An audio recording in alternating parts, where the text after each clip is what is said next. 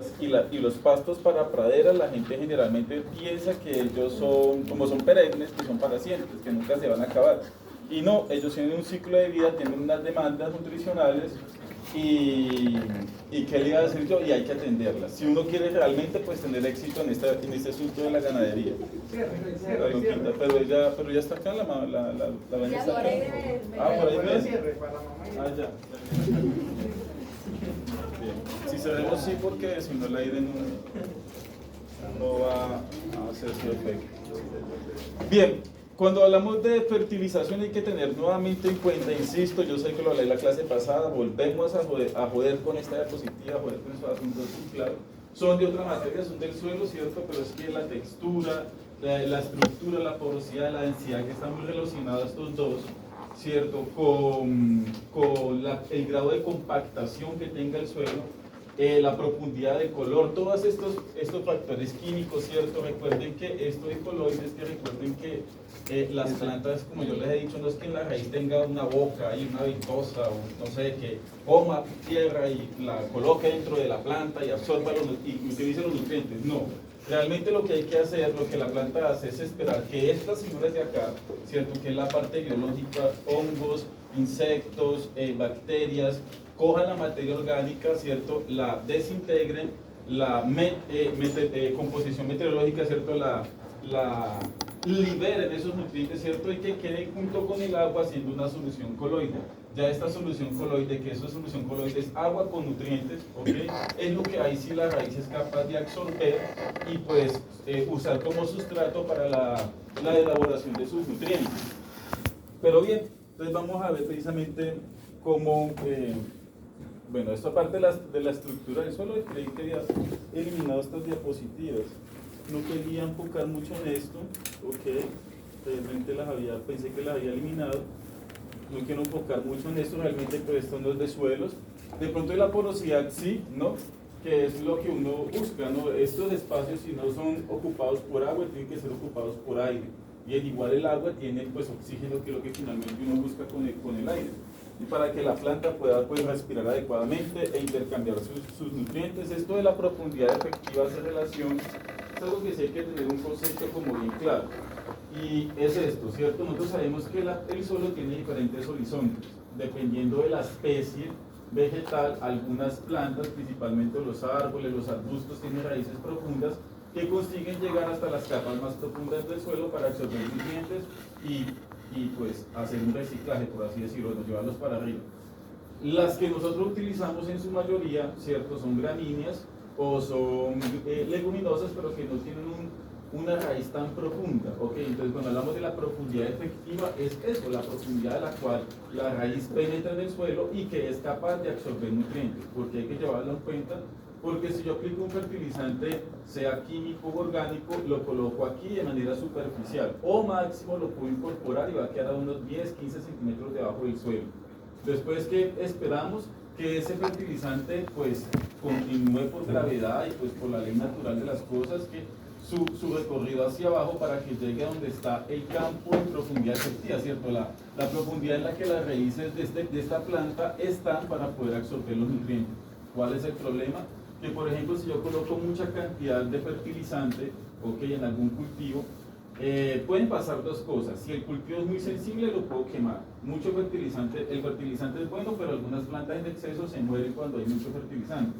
Lo otro es que va a pasar lo normal, va a comenzar a llover o los sistemas de riego van a hacer su efecto y van a diluir este fertilizante y comienzan a incorporarlo. Si yo coloco mucho fertilizante, también puedo tener pérdidas por lixiviación. Recuerden que ese es el ciclo normal del agua, ¿cierto? El agua infiltra la tierra, jala nutrientes. Es bueno que eso suceda porque me va a llevar los nutrientes hasta la profundidad efectiva de la planta que estoy trabajando, que hasta donde la raíz va a ser capaz de absorberlo. Pero si esto continúa bajando demasiado porque la planta no tiene la capacidad de absorber esa cantidad de fertilizante de una vez, o bueno, entonces sigue el fertilizante recorrido y ahí hay pérdidas, ¿no? Y ahí es donde vienen también los problemas de contaminación. Gracias a Dios, digo yo, las especies que nosotros manejamos, las gramíneas, tienen una alta demanda por esos nutrientes como por ejemplo nitrógeno y potasio, como lo vamos a ver en esta materia. Entonces yo puedo colocar bastante fertilizante en una pradera que sé que esas pérdidas por lixiviación o por volatilización, que también las hay, van a ser realmente mínimas porque es una especie que consume mucho fertilizante. ¿Bien? El maíz también ahí está, bueno, lo vamos a hablar. El color del suelo me indica demasiado, yo les decía a ustedes, por ejemplo, los suelos que están en los llanos orientales, en el Caquetá, son suelos rojos, exactamente. Les decía, son suelos que normalmente tienen una elevada cantidad de hierro. Usted va con tenis blancos, le salen mínimos rosados, ¿ok? Porque eso es propio de esos suelos de allá. También son suelos muy ricos en aluminio en su mayoría y por consiguiente son suelos muy ácidos. Ahora, si vamos a ver, por ejemplo, los suelos marrones, como por ejemplo la sabana de Bogotá, se encajarían en estos rangos de aquí. Nos damos cuenta que dicen que son arcillas, ricos en nutrientes, tienen mucha materia orgánica y es lo que nos favorece a nosotros. ¿Ok? Por eso es que esos suelos son tan favorables. Aquí lo de la solución coloide, ¿ok? Es lo que yo les decía a ustedes. Esta es la arcilla, materia orgánica, ella va liberando poco a poco los elementos. Y estos elementos, ¿cierto?, se mezclan en el agua que normalmente debe tener el suelo y hacen la solución coloide. Esto es como un caldo nutritivo, por así decirlo, que la planta sí es capaz de absorber. No es que ella coja y coma tierra, no, muchachos. Esto tiene que liberar los nutrientes poco a poco y esto es muy lento. Este proceso no es rápido. Hay algunas bacterias que son más eficientes que otras, pero esto de manera general es lento. Por eso es que para cultivos de alto desempeño, cuando usted tiene, por ejemplo, un cultivo de maíz que son 71.500 plantas por hectárea, son muchas que quieren crecer. La materia orgánica realmente no va a ser suficiente para poder atender los requerimientos de todas esas plantas que tienen un ritmo de crecimiento tan rápido y una exigencia de nutrientes tan alta. Entonces, por eso es que el fertilizante químico viene a ser necesario, ¿ok? En esto sí hay que aclararlo. Yo sé que hay que tener un enfoque agroecológico, pero atender la demanda de nutrientes, de alimentos del pueblo, mira aquí nada más cuántos son y multipliquen por sus familias, ¿ok? Y multiplique por Neiva y en fin, haga la cadena. Somos muchas personas que requerimos alimento, carne, leche, ¿cierto? Huevos. Entonces, para poder atender esa demanda de nutrientes es que se diseñaron esas tecnologías. Lo que pasa es que hay que tratar de asociarlas. Yo soy muy amigo del químico orgánico, porque es que realmente el químico, para atender el requerimiento de una finca, es necesario utilizarlo. El orgánico me va a mitigar, ¿ok?, el efecto negativo que yo haga con los químicos, pero es tratar de hacer un balance porque tenemos que comer, ¿ok? Pero también hay que proteger el medio ambiente. Entonces, ahí estamos nosotros tratando de encajar los sistemas de producción para que podamos coexistir, ¿no? Y no, pues vamos a causar un efecto ambiental, lo vamos a causar. O sea, eso desde que el humano existió y comenzó a modificar el ambiente, siempre ha hecho un efecto ambiental. Efecto ambiental desde que usted llega, hay una selva virgen y llegamos nosotros los 35 que supuestamente somos acá, ¿cierto? Y créame que nada más por comenzar a respirar estamos haciendo un efecto ambiental. Entonces, desde que haya personas, va a haber un efecto ambiental. ¿Qué es lo que tienen que hacer esas personas? Tratar de mitigar ese efecto ambiental para poder coexistir adecuadamente. Esa es la lucha. Los rangos de pH, para que ustedes lo vean, ¿cierto? Desde neutro hasta extremadamente ácido, hasta extremadamente alcalino. Entonces, cuando usted le llegue su examen de suelos de la finca que usted está trabajando, de la finca de ustedes, ahí ya saben cómo clasificar sus suelos. Y asimismo ya hemos visto que dependiendo de esos análisis es que comenzamos a escoger, por ejemplo, qué tipo de pasto voy a cultivar, ¿ok? Una pregunta bien básica que todo el mundo te lo hace, ¿cierto? Por ejemplo, aquí aparece de manera general pastos que son muy usados en la ganadería. Yo sé que varios de ustedes no han escuchado que las braquiarias, que el mombaza, que el pasto elefante, las bermudas, el maní forrajero, el trébol, ya lo he dicho acá. Entonces miren las grados de tolerancia que estos suelos tienen, por ejemplo, al aluminio. Ya lo dije aquí, cuáles suelos son muy ricos en aluminio en Colombia: llanos orientales, todo lo que son los llanos orientales. Y los que son suelos que están en zonas donde llueve mucho. Piensa en un lugar donde llueve mucho, como el suelo ha sido tan lavadoso fijo, es un suelo ácido. Eso sí, póngale casi que a la F, como dicen. Entonces ya uno sabe que vea cuáles son esos pastos que nos sirven para allá, las braquiarias, ¿ok? Y también, gracias a Dios y a la humanidad, ¿cierto? Estas braquiarias que inicialmente eran muy rústicas, muy rudimentarias, muy básicas, ya las han mejorado genéticamente, ya tenemos braquiarias muy buenas, que le dan casi la talla, bien cuidada, le dan la talla a los pastos de clima frío que son pues como las estrellitas. Lo que les he mencionado a ustedes, si usted tiene un suelo ácido, ¿usted qué puede esperar? ¿Cuáles son los villanos? Mencionamos 3 villanos la clase pasada, ¿cierto? Hierro, manganeso y aluminio. Entonces, si su suelo es ácido, piense que usted puede tener problemas con estos 2 villanos. Si su suelo es básico, su problema va a ser con este, por ejemplo, ¿ok? Y estos son los que están en alta cantidad y estos son los que vas a tener en deficiencia: calcio, fósforo, magnesio y borio, ¿ok? Por ejemplo, suelos ácidos, casi todos en Colombia. Entonces, miren, desde ya vamos viendo cómo hay una gran demanda de esos nutrientes para poder tener una buena agricultura y una buena ganadería por consiguiente. Suelos alcalinos los conseguimos principalmente como las partes altas. Nuestra realidad, que estamos en trópico bajo, es principalmente esta, o neutros, como por ejemplo la Coahuila. Suelos que han sido pues bien... ¿Sabe qué le favoreció mucho a Coahuila? Que en Coahuila en un tiempo ellos tuvieron los cerdos en pastoreo. Entonces esa materia orgánica de los cerdos mejoró mucho los suelos. Entonces, pues, digo, eso es lo que me explica la gente de por qué ese suelo es neutro allá en la finca de la Coahuila.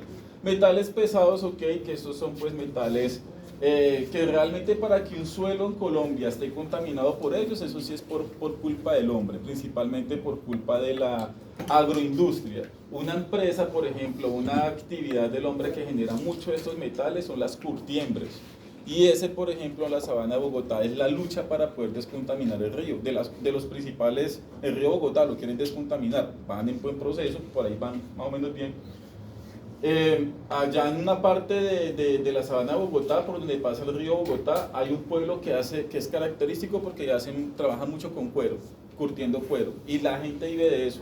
Pero liberan muchos, pero son tóxicos pesados de verdad al río. Entonces realmente dicen que ellos son los que más están matando el río Bogotá. ¿Cuál es el problema del río Bogotá? Que por donde pasa el río Bogotá, la gran mayoría de las fincas cogen agua para regar los cultivos. Muchachos, yo por eso le tengo tanto asco a la ensalada, porque es que uno ve, ustedes lo pueden ver, cómo ustedes pueden ir, por ejemplo, en la sabana de Bogotá y ustedes ven la gente así, los campesinos, pues ellos no tienen la culpa, lo que tienen para trabajar. Sacan las lechugas, ¿cierto? Tienen que lavarlas, entonces colocan el caminado de lechuga, las carretadas de lechuga y comienzan a bombear agua al río Bogotá para lavar la lechuga. Y de ahí para Corabastos, y de Corabastos para Surabastos, y de Surabastos para los clubes de por acá. Y yo realmente ensalada procuro comerla solamente cuando yo sé de dónde vienen las verduras. Le tengo mucho asco a la lechuga por eso.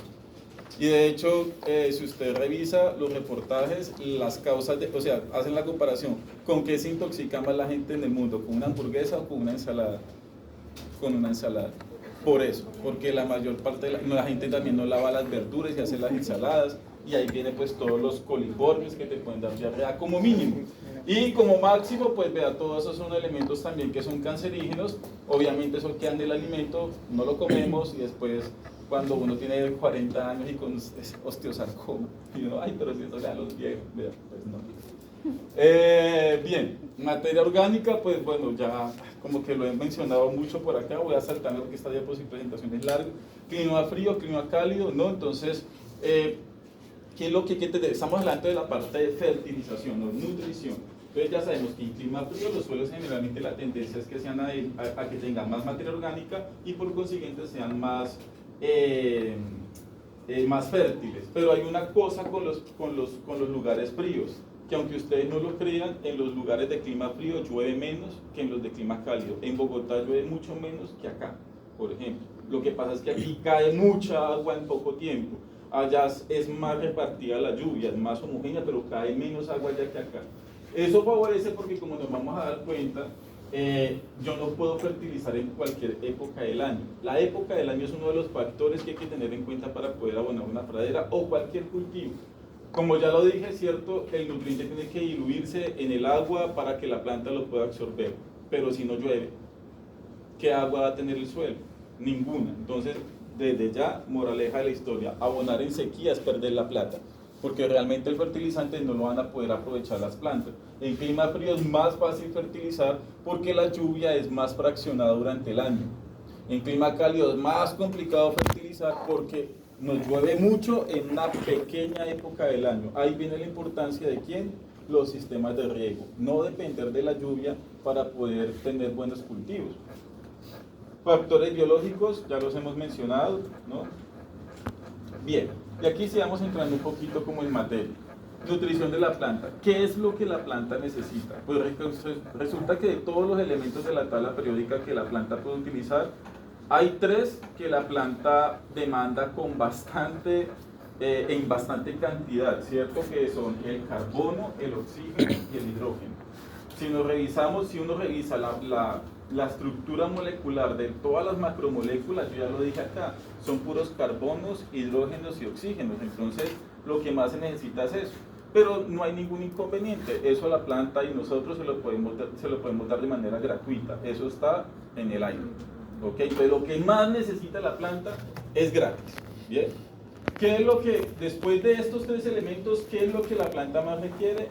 Bien, entonces vienen otros elementos que son los que están acá, que sí son los que obtiene a partir del suelo, que el nitrógeno, que el calcio, nitrógeno, fósforo, potasio, calcio, magnesio, azufre, por ejemplo, se les llama los macronutrientes. Y ahí viene la vaina, es que los nutrientes que le necesitan las plantas se han dividido en 2 grupos, en macronutrientes y en micronutrientes, ¿ok? Los macronutrientes los hemos dividido en 2, en primarios y secundarios, ¿cierto? O sea, de forma general, los macros es porque las plantas lo requieren mucha cantidad, ¿ok? Aún, pero no tanto como el carbono, el hidrógeno y el oxígeno, ¿ok? Esto lo requiere mucha cantidad y esto lo requiere menor cantidad, pero yo esto siempre los he comparado con las vitaminas. ¿Cierto? Creo que desde niño ya sabemos que lo peor que le puede faltar a un niño son vitaminas, porque eso se le jode el crecimiento, ¿me entiendes? Le puede generar muchas enfermedades y lo mismo le pasa a las plantas. Estas son como las vitaminas de las plantas, se necesitan en muy poquita cantidad, pero realmente muy poca cantidad. Pero donde le haga falta, paila. Paila porque puede que usted haya atendido los requerimientos de estos señores, que es lo que generalmente la gente hace. La gente atiende estos requerimientos nutricionales, es lo más común. Y estos no, porque la gente piensa que porque es en pequeña cantidad micronutrientes no hay necesidad, que el suelo los tiene, que la planta los coge, que Dios los provee. No, no es así, ¿ok? Lo peor es que esto es muy caro y esto es, en mi opinión, bastante barato, porque se utiliza un paquete, un frasco por hectárea, y eso vale por ahí entre 45.000 y el más fino con todos los juguetes por ahí 150.000 pesos. Un bulto de urea vale 150.000 pesos. Y usted con un bulto de urea no saca ningún cultivo, ¿entiendes? Necesita muchísima más cantidad. Entonces, desde ya ustedes van viendo cómo los errores de la agricultura y la ganadería muchas veces se van a dar por cosas pequeñas, ¿ok? Porque realmente, si esto falla, así usted haya comprado lo más caro, si esto faltó, ¡pum!, falla, se dañó el cultivo. Bien, estos nutrientes primarios, ¿cuáles son? N, P y K, nitrógeno, fósforo y potasio. Los secundarios, calcio, magnesio, azufre. Bueno, y aquí aparecen estos 3, pero solamente hasta acá. ¿Listo? Calcio, magnesio y azufre. Estos 3 son los macronutrientes secundarios y estos son los primarios. ¿Alguna pregunta hasta acá?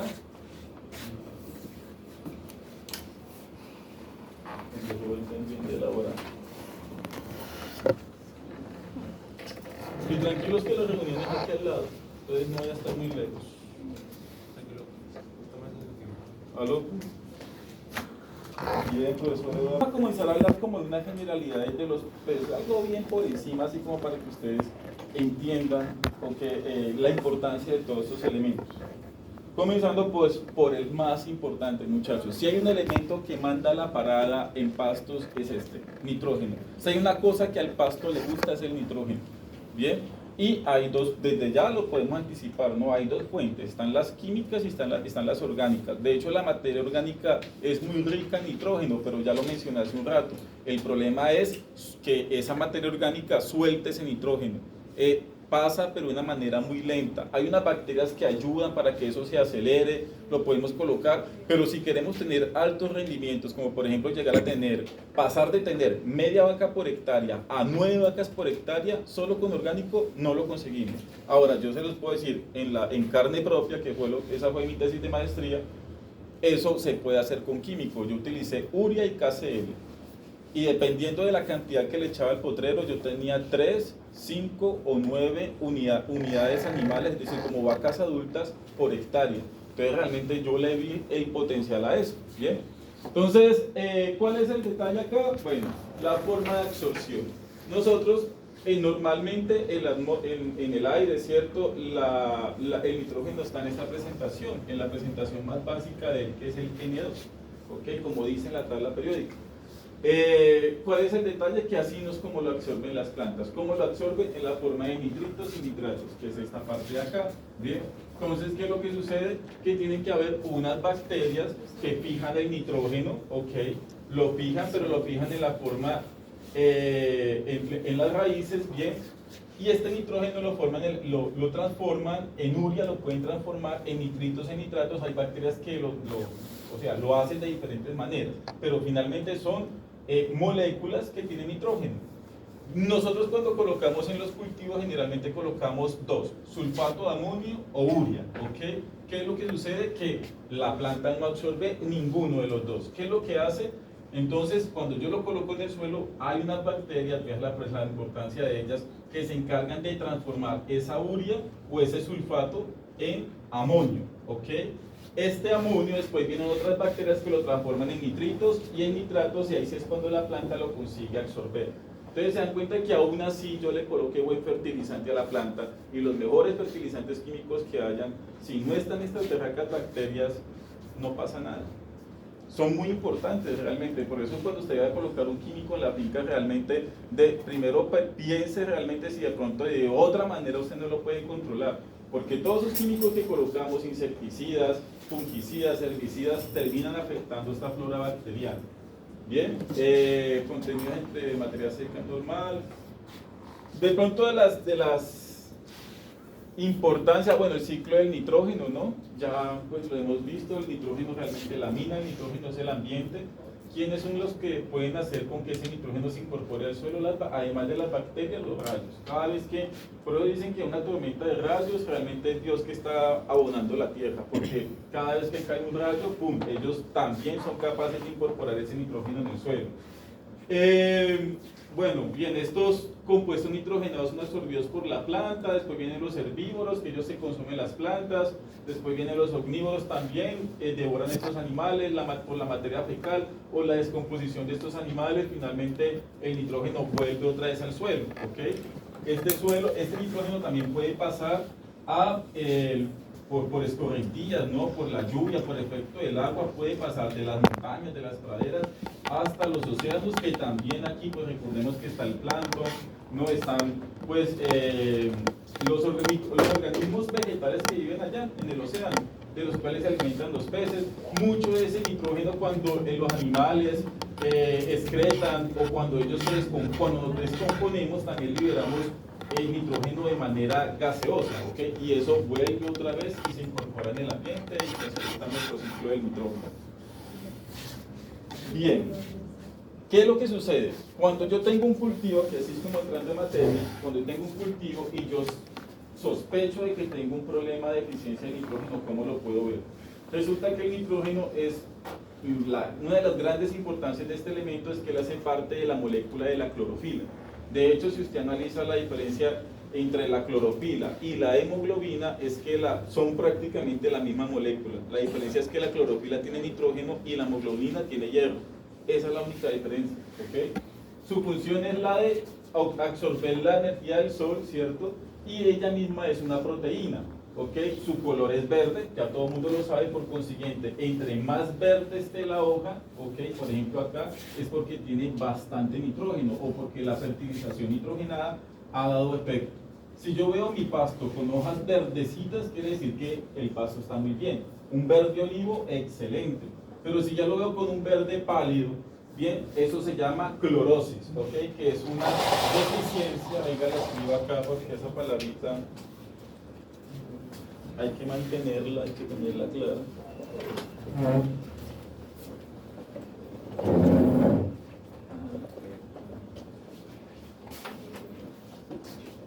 Acá suspendo un momento. Clorosis, ¿ok? De clorofila. Cuando hay, como la clorofila es la que le da el color verde a la planta, entre más nitrógeno yo le dé a la planta, pues más verde se va a colocar, ¿cierto? Si la planta tiene deficiencia de nitrógeno, quiere decir que va a tener poca clorofila y se va a poner pálida, ¿no? Un verde claro que se le va a conocer como clorosis, esa lesión, ¿ok? Pilas con ese nombre porque lo puedo preguntar más adelante.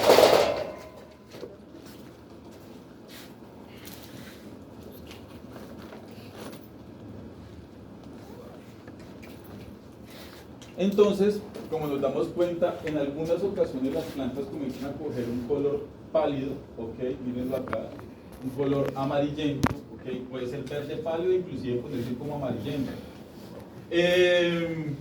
Y ahí uno puede sospechar, entre las muchas sospechas que puedo decir, porque no solamente que si la hoja se puso así, es deficiencia de nitrógeno, no, eso es como los perros, el perro está tosiendo, llega tosiendo a la clínica, y usted dice, tiene tos, pero usted sabe que la tos la producen un montón de agentes etiológicos y enfermedades, o sea, puede ser desde una bordetela hasta un problema cardíaco, ¿ok? Eso te puede dar la tos. Aquí es lo mismo, usted ve que la planta tiene una deficiencia de color en las hojas, ya usted puede comenzar a sospechar de qué le está pasando a la planta. Puede ser una deficiencia de nitrógeno, una de potasio, como lo vamos a ver, puede ser un problema de una plaga, una enfermedad. Entonces ahí viene que es lo importante, llamar al agrónomo, ¿ok? Lo realmente que uno tiene que saber es que esto no es normal, que la hoja se ponga amarilla, pálida, color rojo, ¿ok? No, eso no es normal, o sea, el pasto nos enseñaron desde la primaria de que el pasto es color verde y de aquí usted está aprendiendo que entre más verde mejor porque tiene más proteína y eso le alimenta al ganado. Usted comienza a ver que su pasto tiene este tipo de lesiones, ya comienza a sospechar que hay un problema que puede ser nutricional o puede ser también fitosanitario, alguna enfermedad, alguna plaga. ¿Cuáles son los fertilizantes que se utilizan químicos, no? Que se utilizan y que son fuentes de nitrógeno? Son estos señores de acá. ¿Listo? El más común es la urea. Bien, ese yo creo que todo el mundo lo ha escuchado y tal vez ya hayan escuchado también hablar de este de aquí, sulfato de amonio. ¿Ok? Bien, ahorita ¿qué vamos a ver? Dense en cuenta que la fórmula química hay 3 números. Vean, 1, 2 y 3. Siempre aparecen 3 numeritos. Resulta que esto es una forma de llamar los fertilizantes aquí y en cualquier parte del mundo. O sea, un bulto de fertilizante puede haber sido elaborado en la India y el empaque estar en hindú, y yo creo que aquí nadie más sabe hablar hindú, pero al menos conocemos, una de las ventajas del mundo es que los números son los mismos aquí y en todo el mundo, hasta los chinos usan los mismos números, ¿ok? Entonces, todos los bultos tienen esta clasificación, esta nomenclatura de 3 números, donde el primer número hace relación a la concentración de nitrógeno, el segundo a la concentración de fósforo y el tercero a la concentración de potasio. N, P y K. Y si recordamos, ¿cierto? Vamos para atrás un poquito en la presentación. Son los nutrientes primarios, macronutrientes primarios. N, P y K. ¿Listo? Los macronutrientes primarios. Eso es en todo el mundo, muchachos. Entonces, si usted ve un bulto que diga 460000, ¿ok? Puede que urea en chino diga, mandarín diga, o sea, sea otra vaina que uno ni entiende, ¿ok? Pero eso sí lo entendemos. Entonces uno ve que, ¿qué quiere decir? Que lo que hay en ese bulto tiene 46% de nitrógeno, 0% de fósforo y 0% de potasio. Por ejemplo, el sulfato de amonio tiene 21% de nitrógeno, 0% de fósforo, 0% de potasio, pero vea que el nombre lo dice, vea, sulfato. ¿Qué es sulfato? ¿De dónde viene? O sea, cuando usted le habla de sulfato, ¿usted en qué elemento piensa? No. Azufre, muy bien. ¿Y cuál es el símbolo químico del azufre? Una S, ¿ok? Pilas con esos símbolos químicos. ¿Qué es lo que sucede? Los 3 primeros números hacen referencia siempre, muchachos, a estos 3, señores, nitrógeno, fósforo y potasio. Puede pasar, como en el caso del sulfato de amonio, ¿cierto?, que aparezca otro número y te diga, por ejemplo, 25. ¿Bien? Pero ahí en ese caso sí tiene que especificar este 25 qué es, entonces puede aparecer al lado una S. ¿Ok? Tiene, además de nitrógeno, también me ofrece azufre. ¿Ok? Y eso lo podemos ver, por ejemplo, en internet. Vayamos para Google.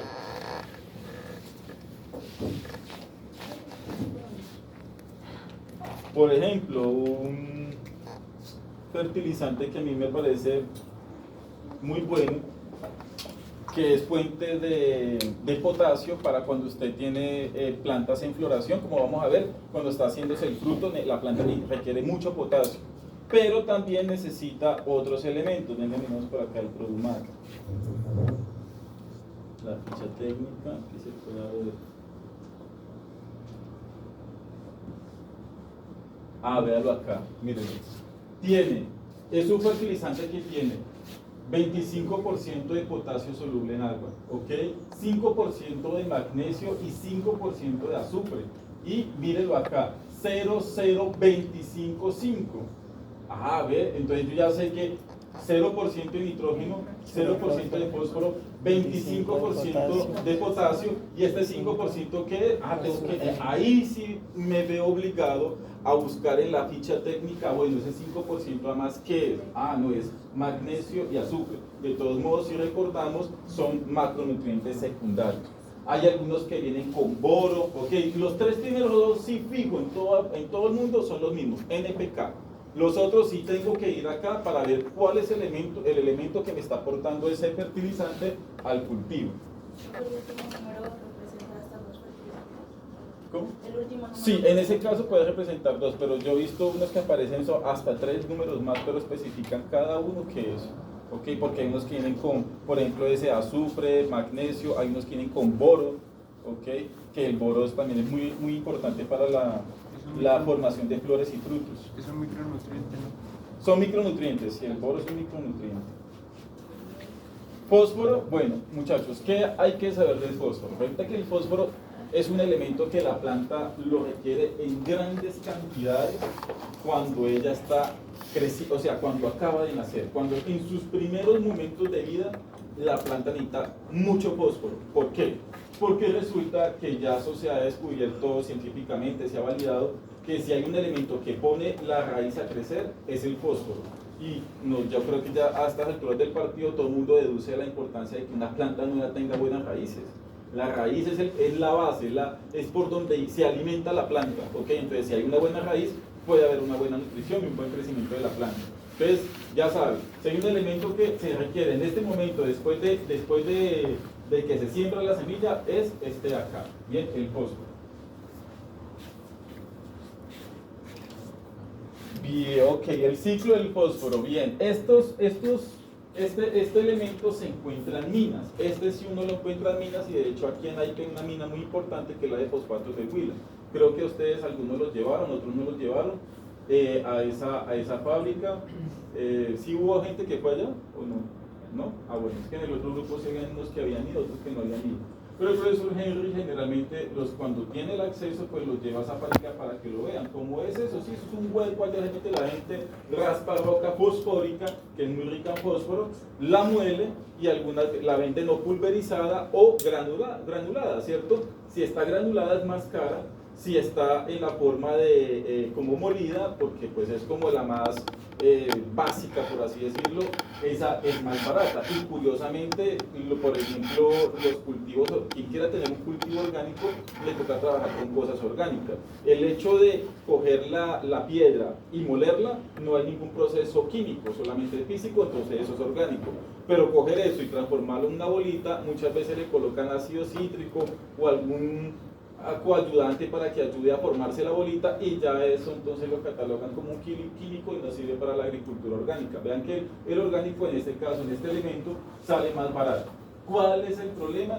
Que este elemento es muy disponible en la tierra, ¿cierto? Hay rocas las que quiera, porque pues esto está formado por todos los vegetales y los animales que se han muerto en los millones de años que lleva esta vaina funcionando, este planeta, ¿ok? Entonces hay mucho.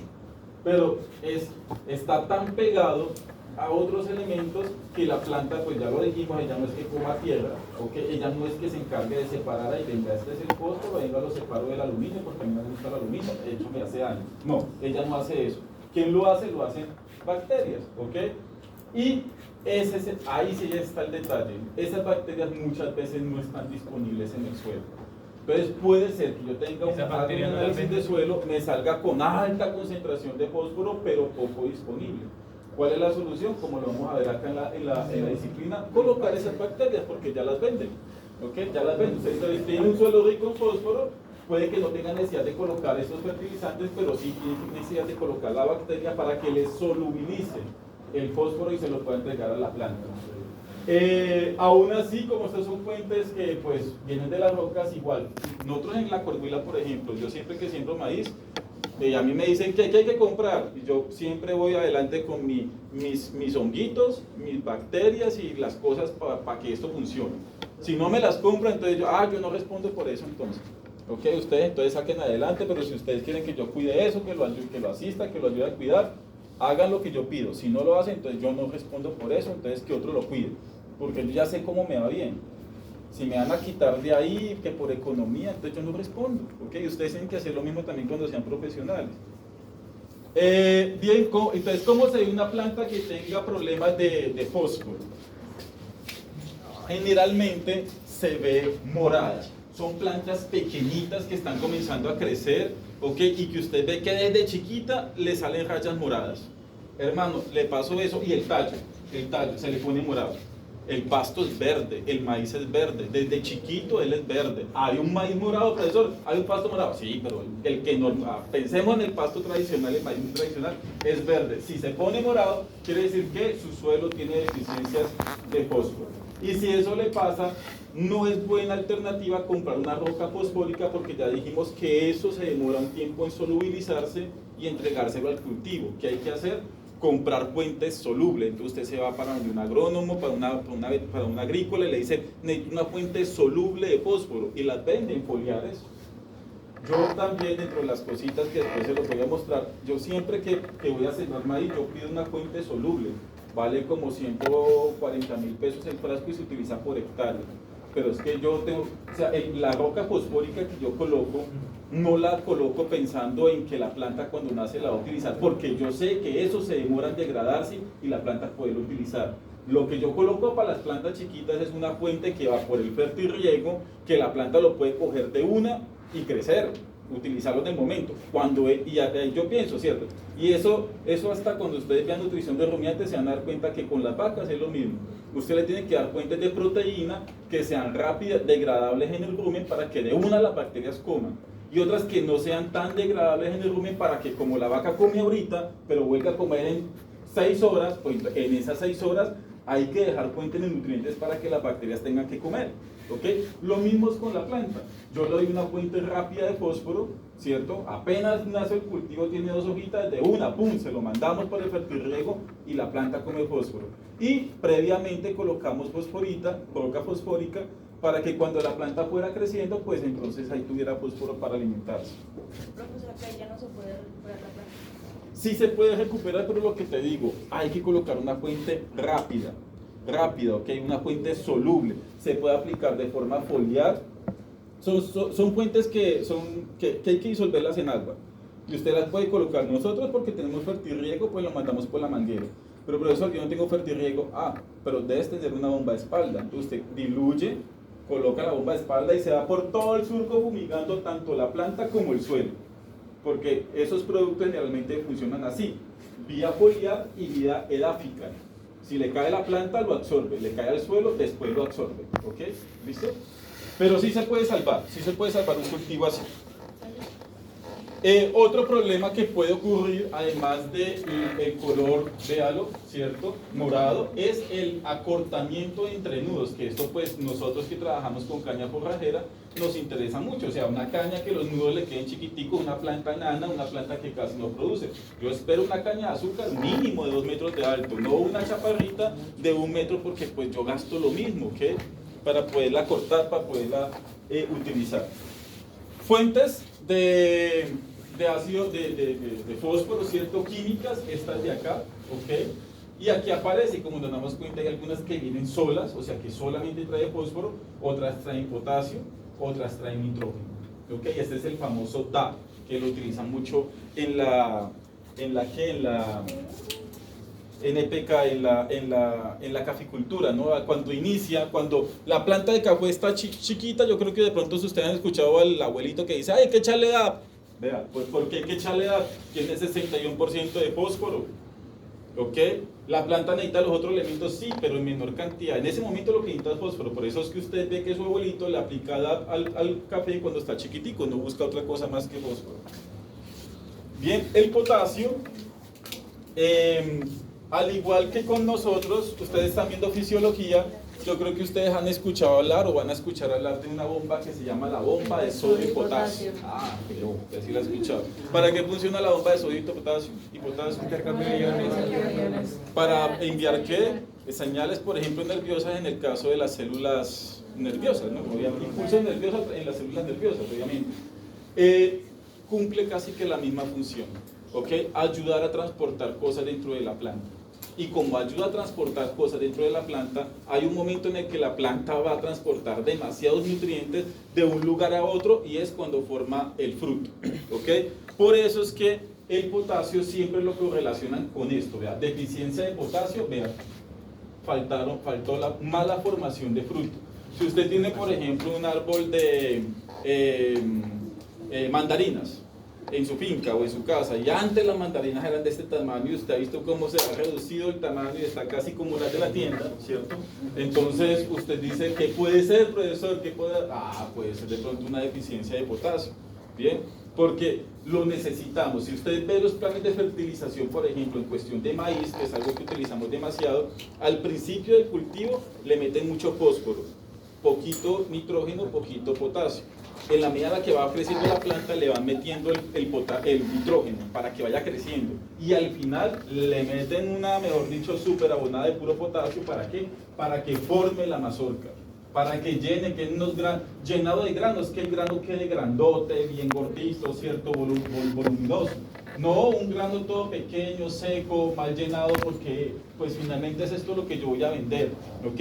Lo que esto pese es lo que me van a pagar. Y una forma de que el maíz, las frutas pesen bastante es del potasio, ¿ok? Colóquele un fertilizante de potasio. Deficiencias de potasio, ¿cómo las veo? Se ponen amarillas las hojas, es una clorosis, ¿ok? Pero simplemente voy a dejar clara una cuestión. Esa clorosis es principalmente en los bordes de las hojas. Venga, apagamos la luz. Diferente a la clorosis, por ejemplo, con nitrógeno. La clorosis del nitrógeno es una clorosis generalizada. Toda la hoja se pone pálida o toda la hoja va cogiendo un color amarillento. Como ustedes se pueden dar cuenta, en cuestión de potasio, no.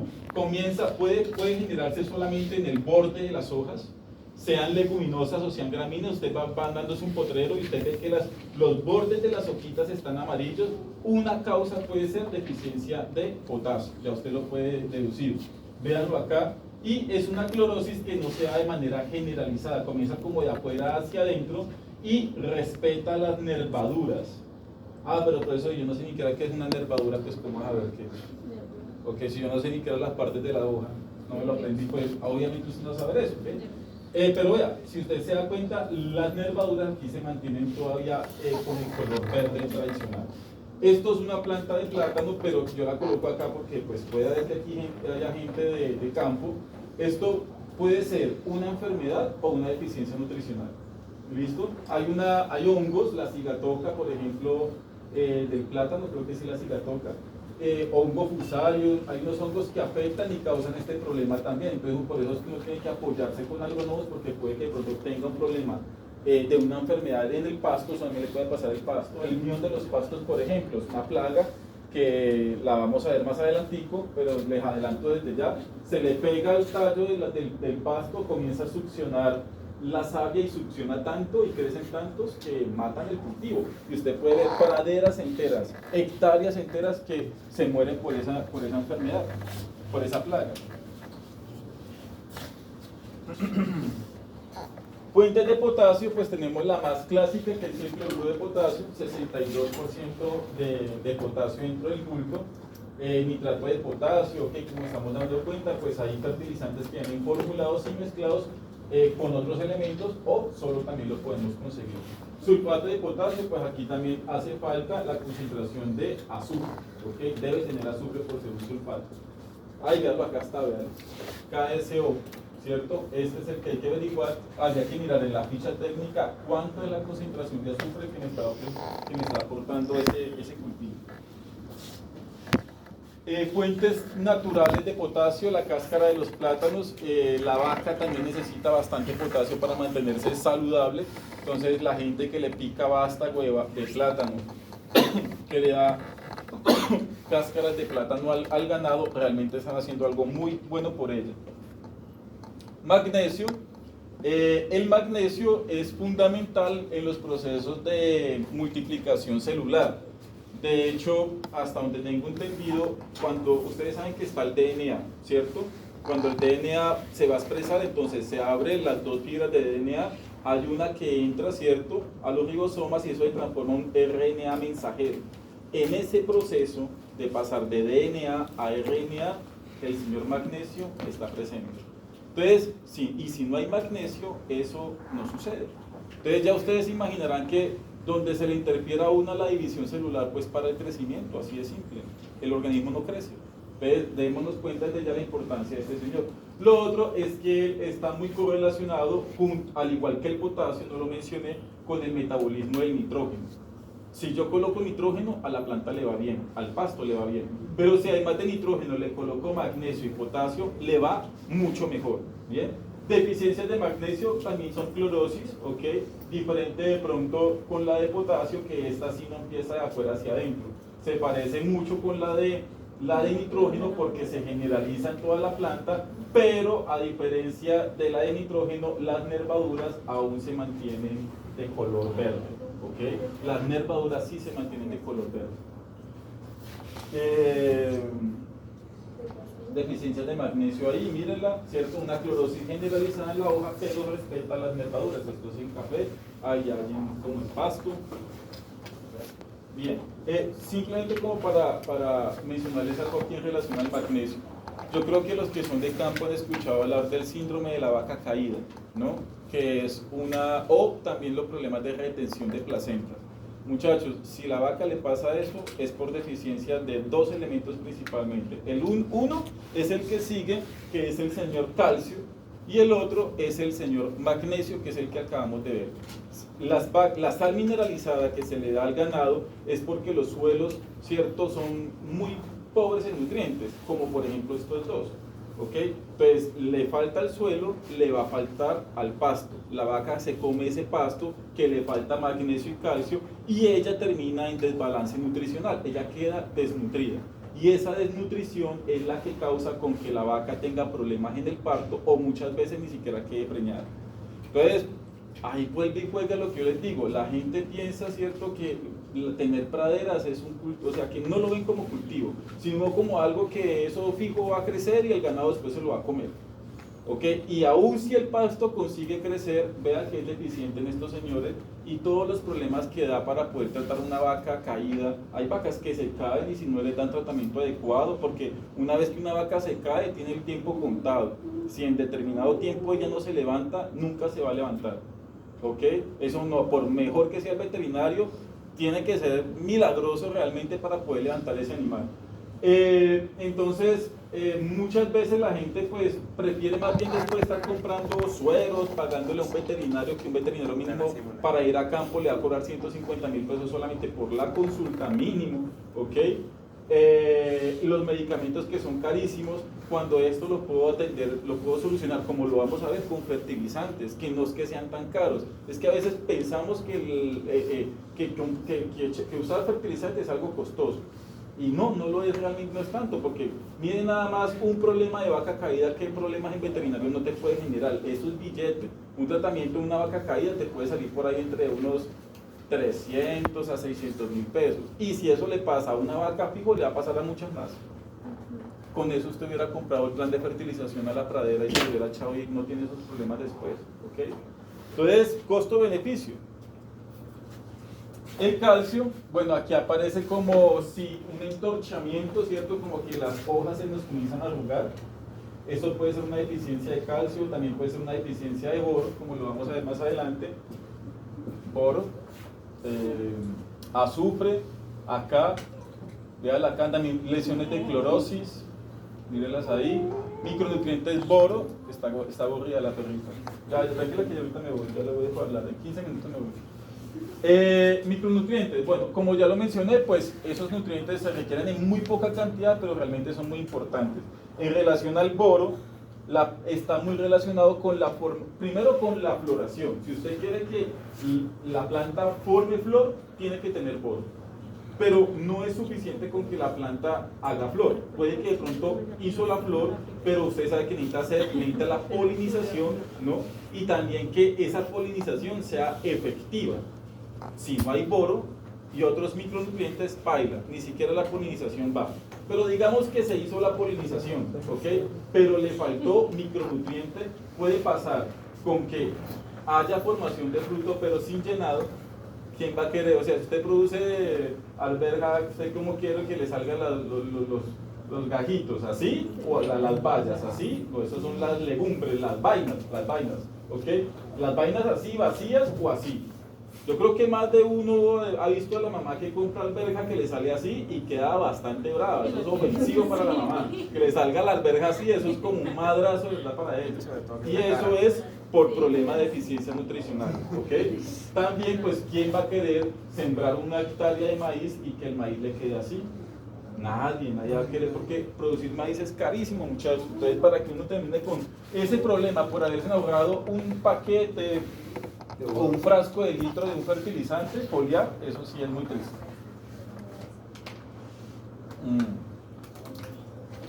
Cloro, cobre, listo, bien. Voy a parar por acá. Bien, por estos micronutrientes, simplemente como los dejo acá para que ustedes sepan cuáles son, ¿ok? Los micronutrientes, manganeso, bien, molibdeno. Lo único que voy a cobrar de esta prueba acá, o sea, como un quiz o algo, es los nombres, o sea, cuáles son.